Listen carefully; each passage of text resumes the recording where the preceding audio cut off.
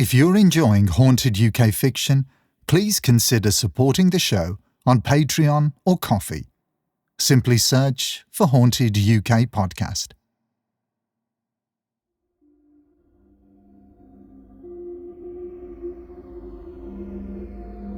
I cowered beneath the duvet, pulling it to my nose, my eyes just peeking over the edges as I watched her loom above me. She seemed impossibly tall, towering over me, and for a moment, we stared at each other. A few seconds, but it felt like a lifetime. Then, she lifted her veil.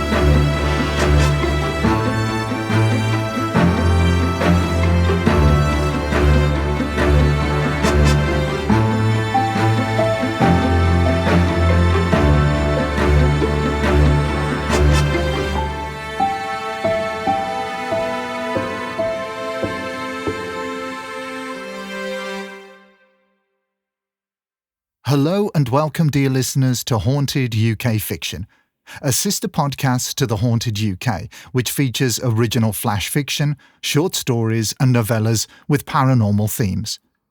All stories you will hear were written by a collection of talented writers, authors and storytellers, both independent and professional.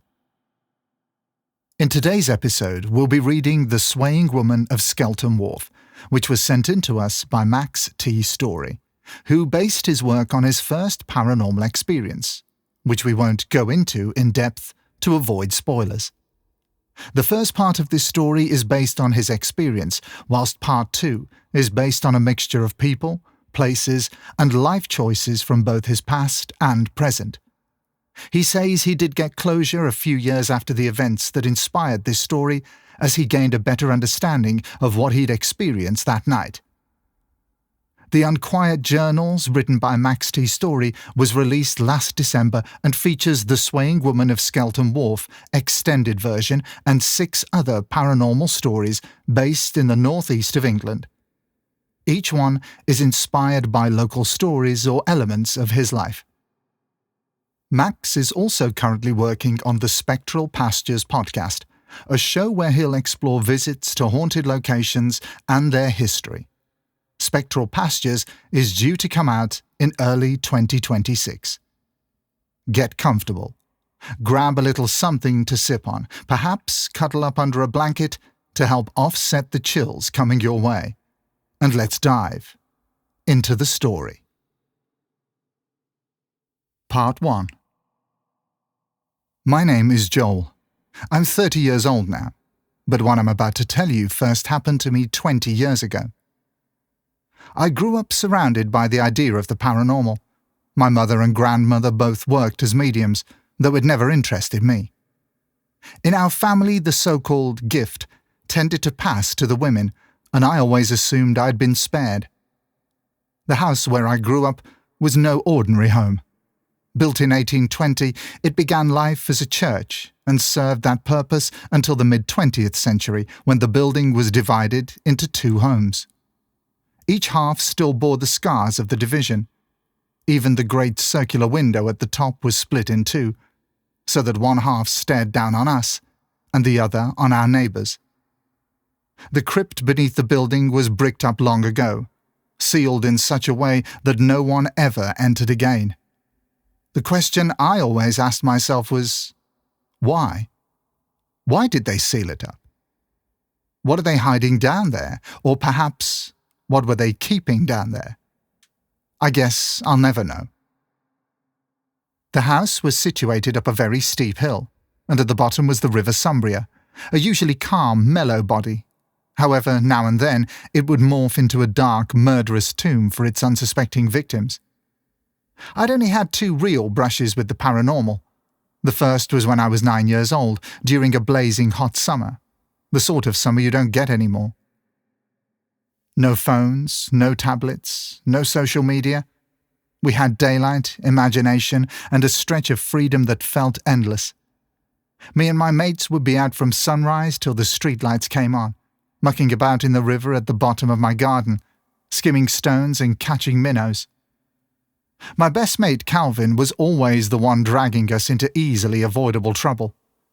That day, he decided we should nick a few knackered old tyres from the scrapyard and race them down the rapids. The other side of the river was known as the scary side: dark trees, steep banks, the side your mother told you never to cross. But of course, we always did. I was flying down on my tyre when it smashed against a jagged rock, flinging me straight into the water.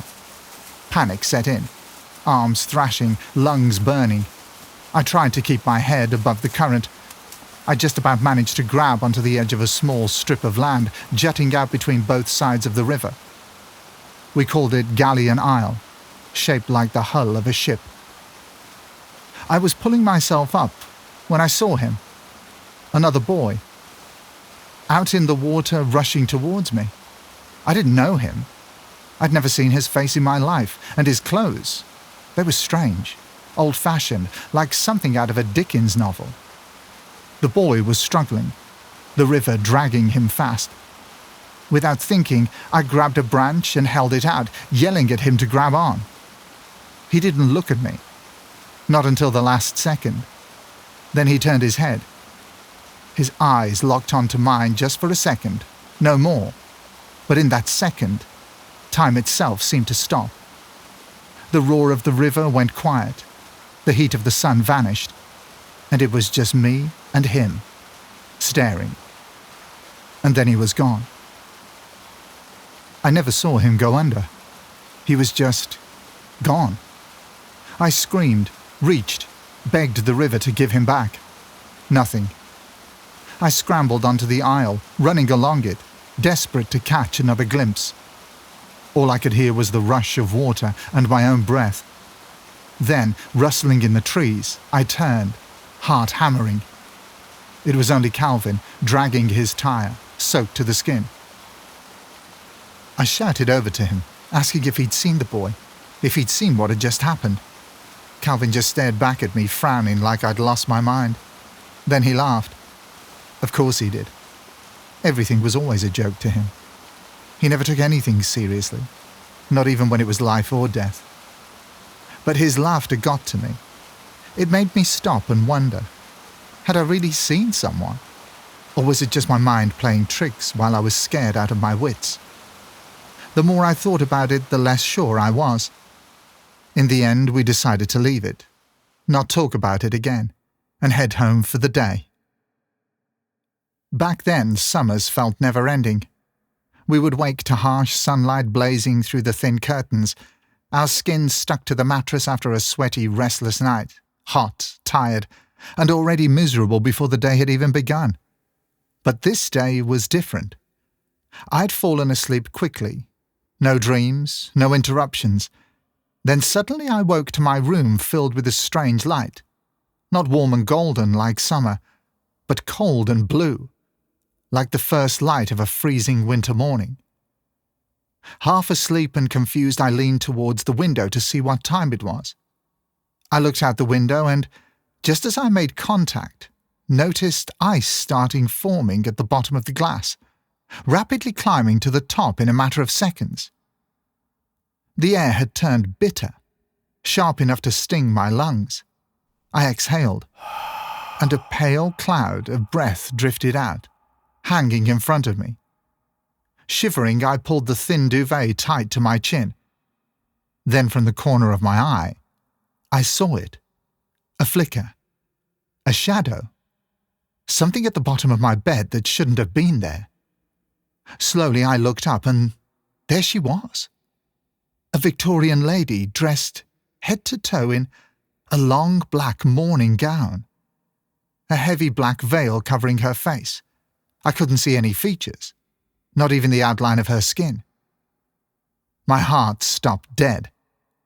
I was frozen, too scared to breathe, too scared to move. Then, without a sound, she began to glide across the floor towards me. No footsteps, no movement of fabric. Just a slow, steady drift until she reached the top of my bed.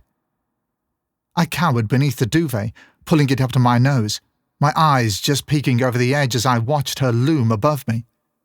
She seemed impossibly tall, towering over me, and for a moment, we just stared at each other. A few seconds, but it felt like a lifetime. Then, she lifted her veil. There was nothing, no face, only blackness, a hollow void where her features should have been. She leaned closer, closer, until I could feel the chill of her breath spilling out of that empty space. I snapped, pulling the duvet over my head. I curled up tight, shaking, shivering, wishing it all away. I stayed in that position for what felt like hours, trapped in fear. Eventually, the cold began to fade. My body temperature rapidly rising, the air heavy beneath the covers. At last, I dared to peek out. And there it was. A golden summer morning. The light poured through the curtains as if nothing had happened. I never saw her in that house again, but the memory stayed with me. I never told my mother or my grandmother, though I think deep down, they knew I'd seen something that had changed me after that night. And I did learn in time who the woman was and why she came to me. But that part will have to wait until I've told you my second story. You wouldn't believe it otherwise. Part 2.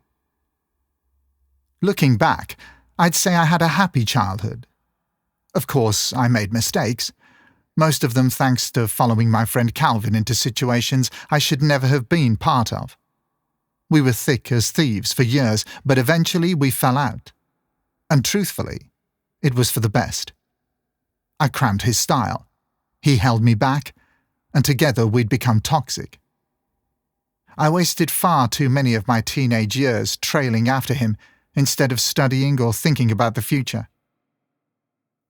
I don't regret our childhood. We had some incredible times, and I'll always be grateful to have grown up in those last analog days before everything turned digital. But I do regret the wasted years after, having to backtrack and rebuild my life from scratch. When I finally left school, I was given a lucky break. My parents moved house, and with that, I was able to leave behind the ghosts of my past, both the real ones and the metaphorical. I closed that part of my life off, stopped speaking to old friends I'd long since drifted from, and avoided my hometown like the plague. In the new house, we were having some electrical work done. The electrician Paul and I got talking, and we got on like a house on fire, though, thankfully, not in the form of an electrical fire. He asked if I'd ever thought about becoming an electrician. I admitted I hadn't, but I had been toying with the idea of learning a trade. He told me that if I ever wanted experience, to give him a ring. At the time, I brushed it off, but soon after, I enrolled in college for an electrical course, a year in the classroom, and then a year in the field as an apprentice. One day, I called Paul to see if his offer still stood. He laughed and said he'd been waiting for me to get in touch, and I could start in a few weeks. Paul was exactly the kind of figure I needed in my life. He'd had a rough start too, made mistakes, but had turned it all around, building his own business and a life to be proud of. He was patient where I was hot-headed, calm where I was restless, and he knew exactly how to handle me. I worked every hour he'd give me. I loved it. The sights, the banter, the feeling of being useful for once. For the first time in a long while, life felt good. About 8 months into my apprenticeship, Paul landed a massive contract. a full refurbishment of a 19th century building that had been left to rot for decades. It was to be turned into luxury apartments, keeping all its old period charm. The place was crumbling, abandoned since the late 1900s, but it was beautiful in its own way. The scale of the job meant Paul had to bring in extra contractors, and he asked me to step up, help manage the team. With my training nearly complete, it was an opportunity I couldn't turn down. The building sat near the River Kwai, a vast stretch of water that once fed the country's life force during the Industrial Revolution. Where shipyards and docks had once bustled, now there were cafes, shops, and glossy high street chains. One relic remained, barely standing strong against time: Skelton Wharf. Skelton Wharf was named after John Skelton, one of the great shipyard owners of the old days, but now was just a distant memory and merely memorialized by having a crumbling building for a namesake. And soon, that place would become the site of something I would never forget. The days were long, hard, and often chaotic, but I've always thrived when thrown in at the deep end. Being hurled off a floating tire into rapids, however, was a different story. Paul and I worked well together, bouncing off each other as we wrangled the extra workers, tearing out the old fixtures, wiring, and electrical parts that looked more like fossils from another age than anything still fit for purpose. The building was divided into 4 main sections: the North Garden, the South Courtyard, the East Wing, and the West Wing. Both wings rose 3 floors high, vast and echoing. The project manager had us begin on the west side, stripping it right back to its bare bones.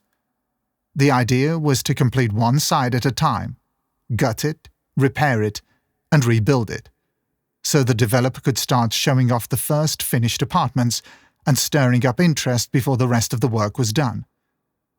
I think the job was far bigger than anyone first expected.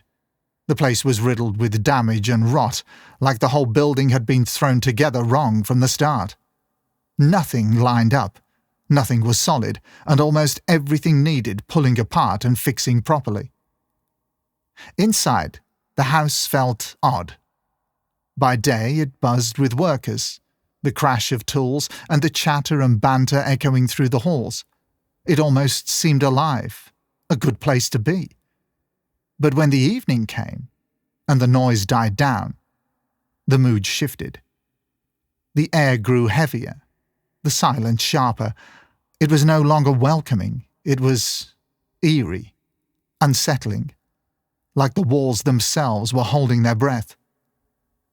Paul and I often stayed late, long after most had gone. Sometimes we'd hear strange sounds, knocks, footsteps, the creak of movement in empty rooms. We always brushed it off like it was nothing, just the house settling, just other contractors, just the project managers checking in. At least, that's what we told ourselves. Then came the night everything changed.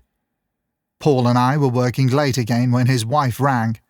His father had taken a bad fall and had been rushed to hospital. The timing couldn't have been worse.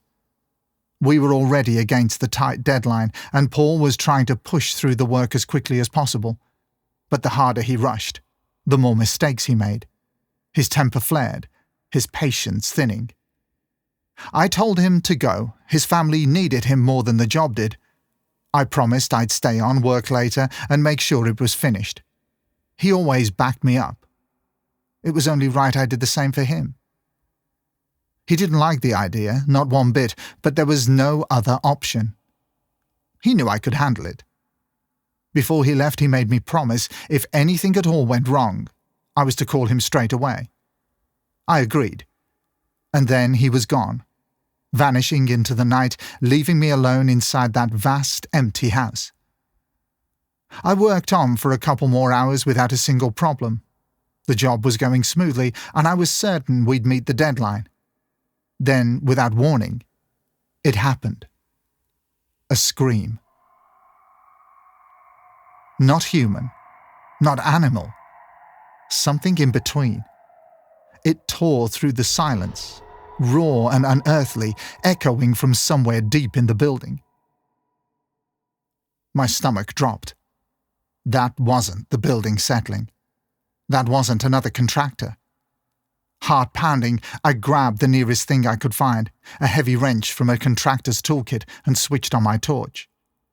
Behind me, the room glowed with its single pool of light, the only safe corner left in the vast empty shell. Ahead of me, only darkness. Gripping the wrench tight, I stepped through the doorway and into the shadows, heading towards the place where the scream had come from. I found myself wandering into parts of the house we weren't even meant to touch yet. The place was a jumble of identities: bars, a dance floor, bedrooms, even rows of hospital-type beds. It was as if the building had worn too many masks over the years and no longer knew what it was supposed to be. Then it came again. The scream. This time followed by wailing, loud, broken sobs, the sound of someone crying like their whole world had ended. I spun around, torch beam cutting through the dark, but the noise felt like it was coming from everywhere at once. The walls swallowed and threw it back, surrounding me. I pushed through a string of doors until I stumbled into a large shower block. Wide open communal showers stretched out in rows. The air was damp and foul, the smell of stagnant water clinging to everything. Now and then a droplet fell, echoing in the silence, and then I heard it. Footsteps, slow and unsteady, and the soft, broken sound of someone sobbing, growing closer. Panicked, I clicked my torch off and pressed myself against the wall, hiding behind a concrete jut. I raised the wrench in my hand, heart pounding, waiting for whoever or whatever was coming. But no one appeared. Instead, the temperature dropped in an instant. The air turned bitter cold, my breath spilling white into the darkness. The dripping stopped. I glanced up at the shower head beside me, and it was frozen solid. The water had hardened into a long, jagged icicle. The air was biting now, sharp enough to sting.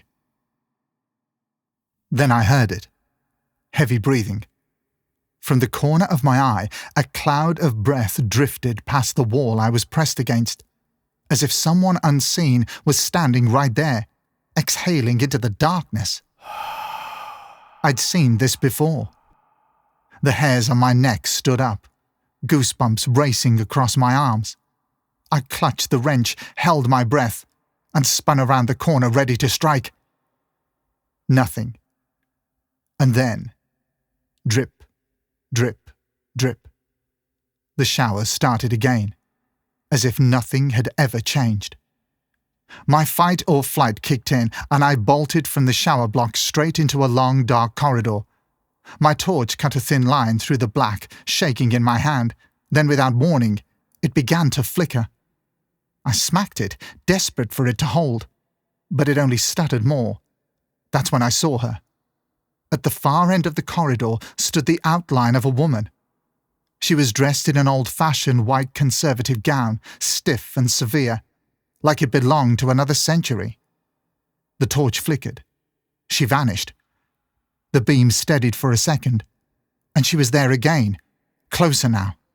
Another flicker, gone. The light snapped back, closer still. My chest tightened, my throat dry.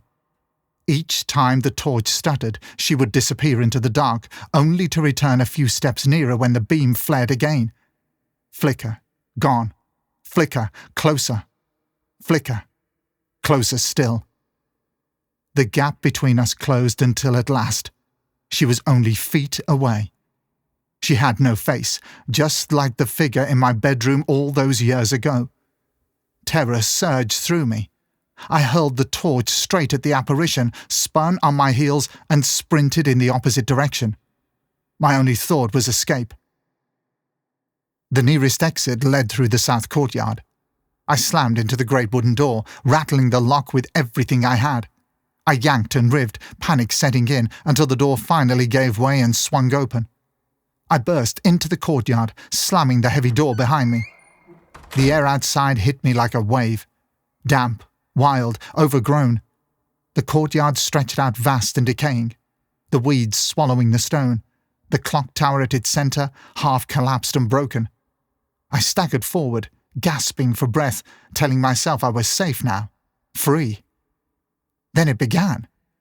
The sound of bells, loud, deafening, the clock tower erupting into life above me. My heart lurched. Slowly, I turned. Hanging from the remains of the bell tower balcony, swinging back and forth with the chime. The same woman, same white dress, but now torn and filthy. The toll of the bells made her body sway, each movement jarring and unnatural.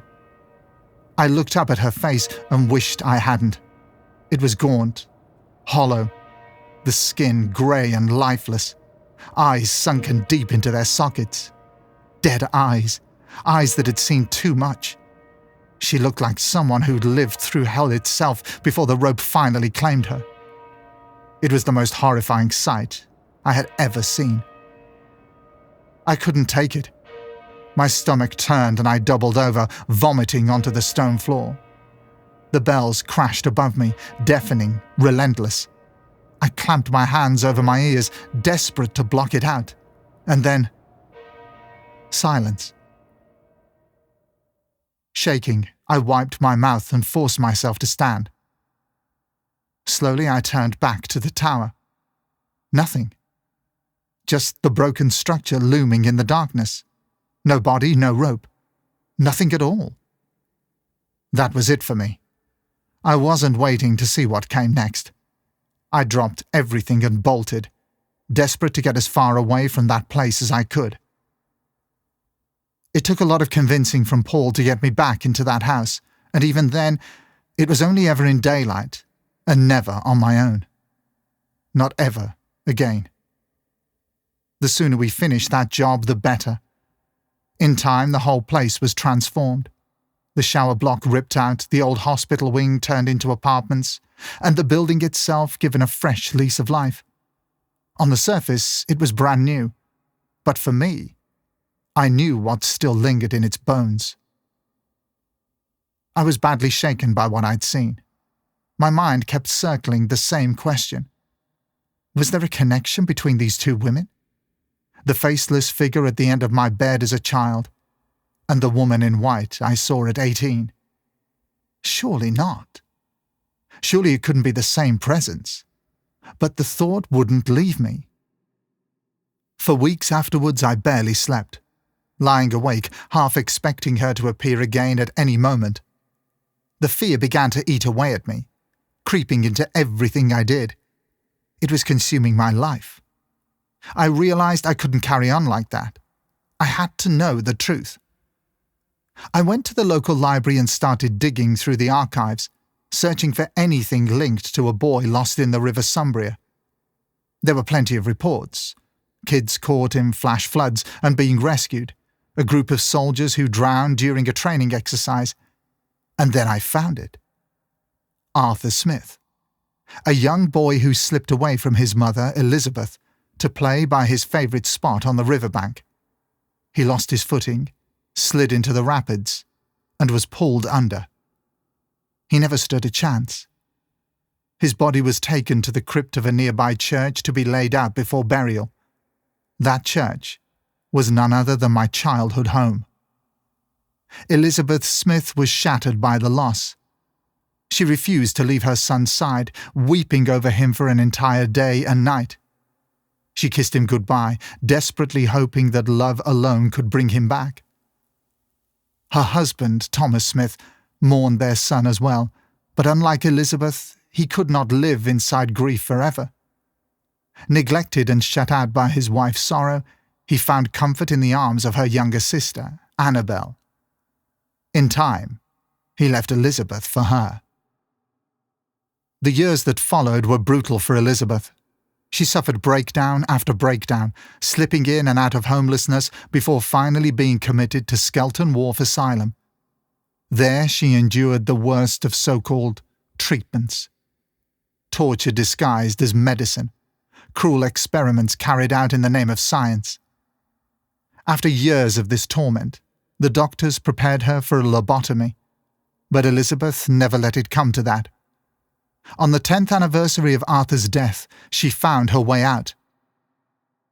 A sailor docked nearby gave her a length of rope from his cargo ship through a gap in the garden wall.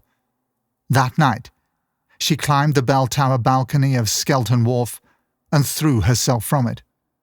The rope was too long, and she fell further than she had planned, but the end was the same. Elizabeth Smith got what she longed for: freedom and reunion with her lost son. She was found by staff the following morning, swaying side to side, accompanied by the bell chimes. All these years later, I still don't fully understand why I saw fragments of her torment played out before me, but I have a theory. When I was a boy in that river, I believe I saw a time slip, Arthur's final moments replaying before my eyes. Somehow, I connected with him as he drowned, and when his grieving mother came to kiss her son goodbye in my childhood home, she must have mistaken me for him. Perhaps that bond never left me. Perhaps Arthur stayed with me all those years, and what I saw in Skelton Wharf was not meant to frighten me, but to free him. To let him pass on, reunited at last with his beloved mother.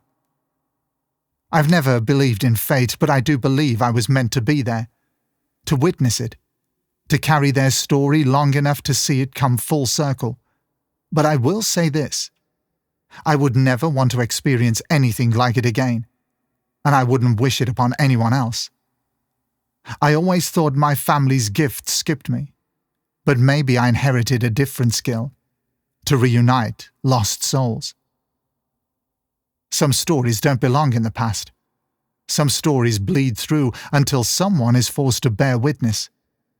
For me, that witness was a frightened boy by a river, and later a young man alone in a decaying house, both connected by sorrow. And though their souls may now rest together, mine will never truly be free of what I saw. That brings us to the end of this episode. We truly hope you enjoyed this twisted, haunted tale. If you'd like to hear more from Max T's story, then you can find social media links and contact information in the show's notes. If you have an original story that would send a chill down our spines and you would like to submit it for review, simply send it in to hauntedukfiction@hotmail.com. That's hauntedukfiction@hotmail.com. Until next time, stay safe and take care.